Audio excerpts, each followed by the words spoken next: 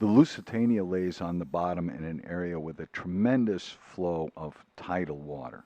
And what that means is we had to dive the wreck either at slack high tide or slack low tide, depending upon the day.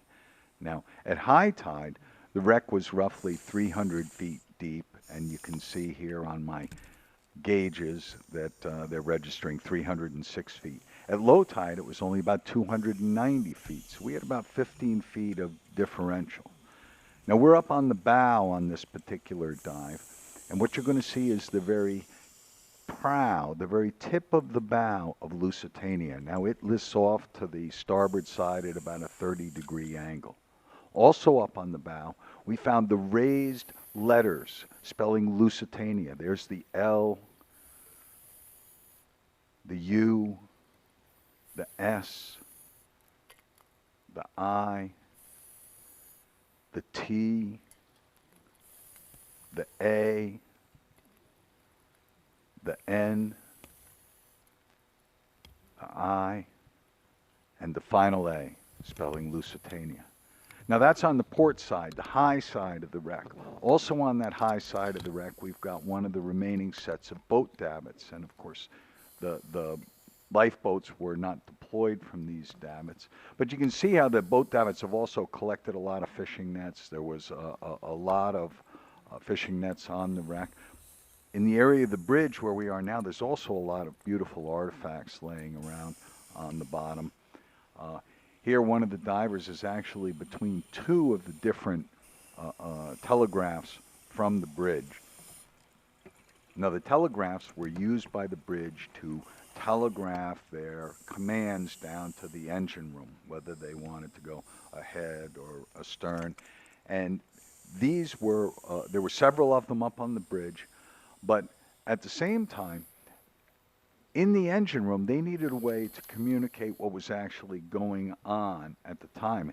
And they did that with an annunciator. That's what's in the center of your screen right here. The annunciator told the bridge what the status was in the engine room. The annunciator that we found actually said that the ship was going full speed ahead, presumably at the time that it sank. And that, of course, was one of the problems with Lusitania and contributed towards the very rapid sinking of the ship and, of course, the significant loss of life. Now, there were a lot of interesting artifacts and features and architecture to Lusitania. This is one of the things that is very Lusitania.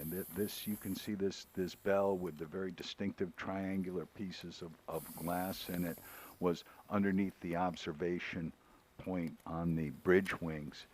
And of course, we use very distinctive features like that to help us navigate around on the wreck site. And there's John Yerga, my dive buddy, looking at one of the many portholes on Lusitania. Here's one of the capstans from the bow.